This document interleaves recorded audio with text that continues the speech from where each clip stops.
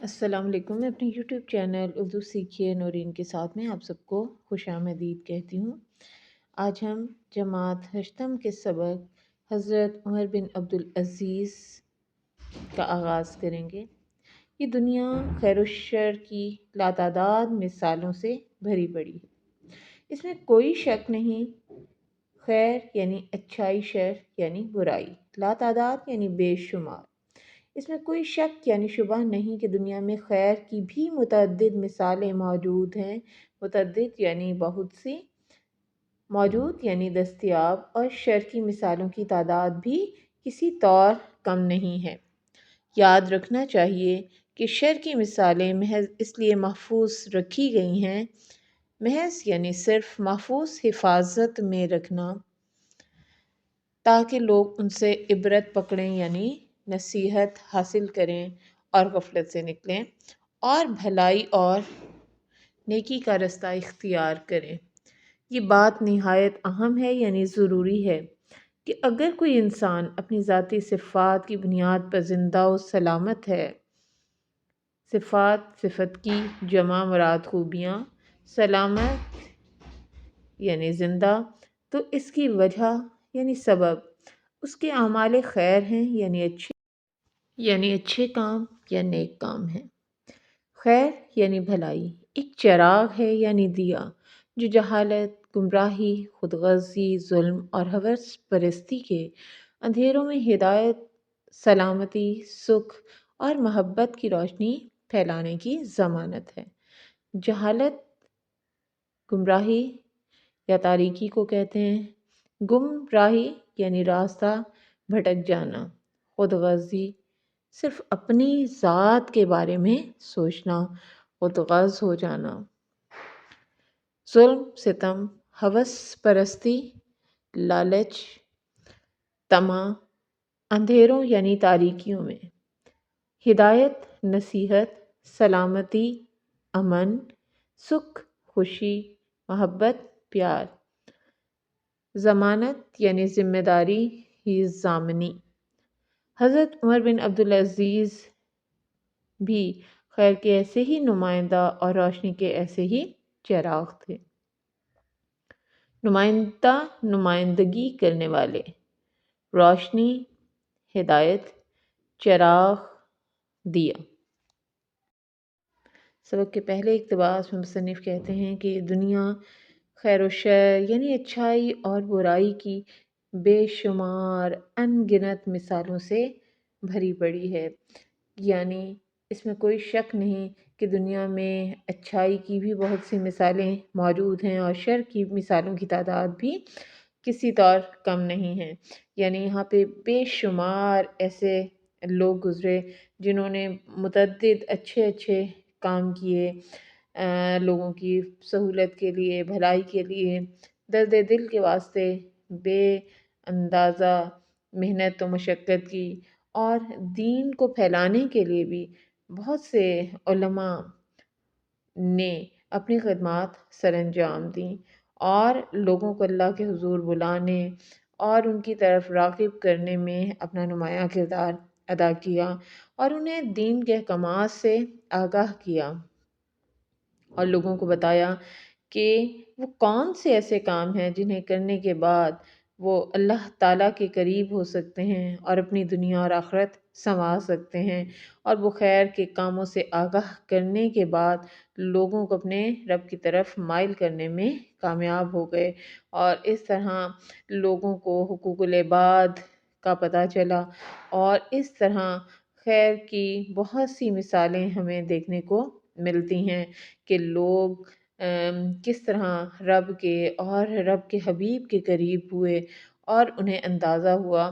کہ احسان کرنا اور لوگوں کے کام آنا ہی اصل مقصد حیات ہے، کیونکہ درد دل کے واسطے پیدا کیا انسان کو، ورنہ طاعت کے لیے کچھ کم نہ تھے کروبیاں۔ تو اس لیے انہوں نے خیر و شر کے، خیر کے بہت سے کام کیے۔ اب ہم آتے ہیں شر کی مثالوں کی طرف۔ تو یہ مثالیں صرف اس لیے محفوظ رکھی گئی ہیں تاکہ لوگ ان سے نصیحت پکڑیں اور انہیں احساس ہو کہ دنیا میں جتنے بھی لوگوں نے شر کا راستہ اختیار کیا، گمراہی کے اندھیروں میں جکڑے رہے اور خود غرضی سے کام لیتے رہے اور صرف اپنی ذات کے بارے میں سوچتے رہے، تو انہوں نے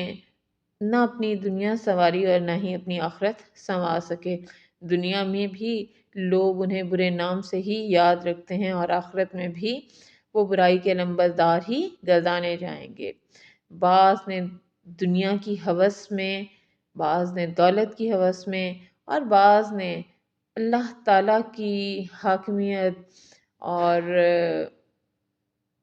عظمت و جلال کو للکارنے کی کوشش کی، اور نعوذ باللہ اللہ تعالیٰ کی شان میں گستاخیاں کی اور خود سے جنت تیار کرنے کی کوشش کی، جیسے کہ شداد کی مثال ہے، فرعون کی مثال لے لیں، ارم اور عاد کی قوموں کی مثال لے لیں، تو ایسے بہت سے افراد اور ہستیاں دنیا سے گزری ہیں جنہوں نے اپنے دنیا اور آخرت دونوں خراب کر لی، اور صرف ذاتی ہوس اور تکبر نے انہیں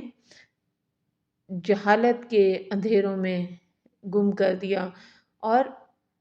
نہ ہی ان کا دل اور دماغ کام کرتا تھا اور نہ ہی وہ سوچ پاتے تھے، یعنی آنکھیں رکھتے ہوئے وہ دیکھ نہیں پاتے تھے، کان ہوتے ہوئے وہ سن نہیں پاتے تھے، اور اسی طریقے سے دماغ ہوتے ہی ہوئے بھی وہ سمجھ نہیں پاتے تھے کہ اللہ کی عظمت و بڑائی کیا ہے۔ یہی وجہ تھی کہ انہوں نے برائی کا، شر کا راستہ اختیار کیا اور اعمال خیر نہ کرنے کی وجہ سے ہمیشہ ہمیشہ گمراہی کی تاریکیوں میں گم رہے اور اسی میں کھوئے کھوئے انہوں نے اپنی زندگیاں بتا دیں۔ حالانکہ دیکھا جائے تو بھلائی اور نیکی کا راستہ اختیار کرنے میں ہی بھلائی ہے،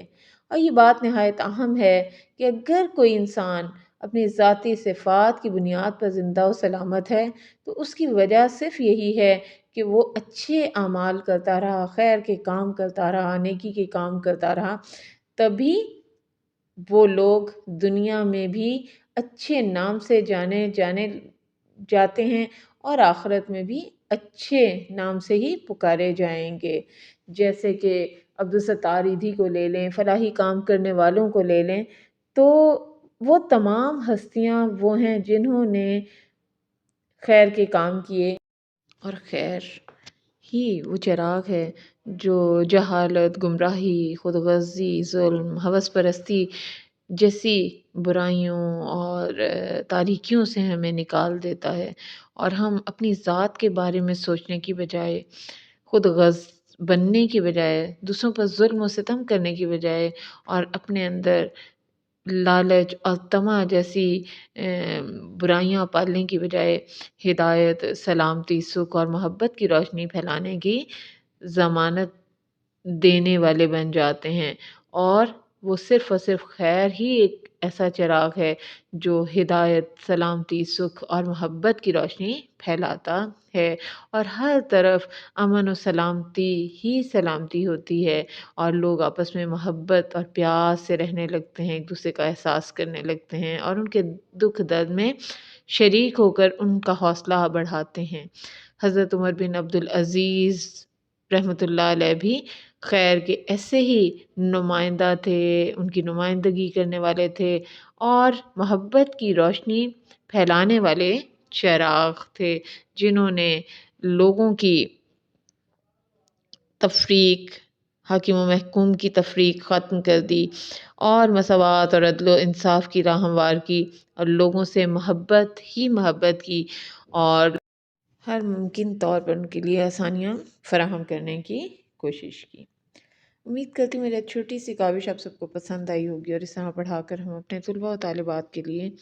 آسانیاں فراہم کر سکتے ہیں، اور ان کے لیے